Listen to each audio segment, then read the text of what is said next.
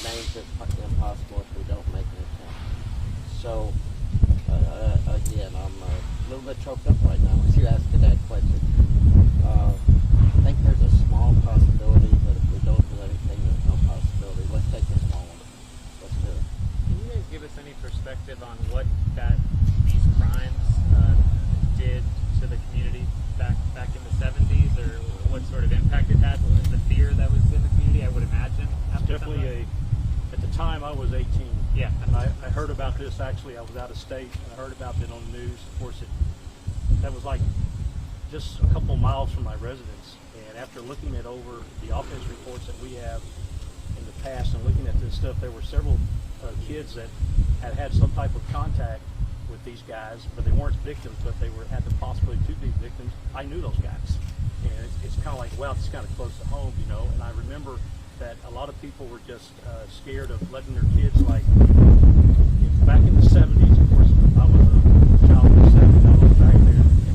We would leave and go play all day long outside, all over the place. And no one was really concerned about us being kidnapped, and little did we know what was happening at the time. A lot of these kids were disappearing and were being murdered. But it seemed as though in the 70s it was like my mother would turn the porch light on at night. That's our signal to come home. You know, but other than that, we were free to just roam around the country. So, but people became scared. People kept a closer watch on their kids, which is a good thing that came out of it. And a lot of them were just petrified to know that, hey, there's some guys around here killing dozens of kids, picking them off the street, killing them. And it was a very sobering fact for some of these parents that I think it led them to keep closer eyes on their kids. I think, as you'll know, I think Channel 11 had a deal many years ago. It's 10 o'clock, where are your children? I mean, that's kind of like what we grew up on. Where are your kids? After this happened, it was really magnified. Is there anyone with Pasadena PD that worked with the department back when all of this was happening? Is there anybody there? Yeah, that's still working. No, not. The lead detective on the case was David Mulligan. He's passed away. He was the lead detective here. Most everybody else is either retired or passed away. I've been there since '74 and came just about a year after this. I guess I'm the old head, so to speak of. Everybody looks for answers back in the past, the last dinosaur, so to speak of. So.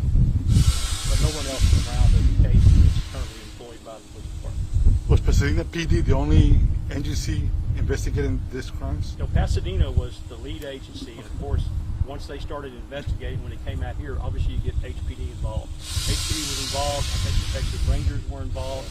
You're looking at Galveston County and Chambers County Sheriff's Office, along with the San Augustine County Sheriff's Office in East Texas. They were involved in this as well. So the simple reason that that's where a lot of the bodies were recovered. Tim, did you say when you guys are starting the effort to search? Soon. Okay. I can't give an exact date, but soon. And when we do it, where we're going to do it, I don't think we're going to announce even that location. Somebody lives there now and everything. We want to keep that kind of private. Of course, if we find something, the world will know. One more question for me. Producers are asking me, could you restate what you said off the top in terms of how you got to this point? Could you restate that for us? 74 years old, I must have Alzheimer's. I forgot how I started.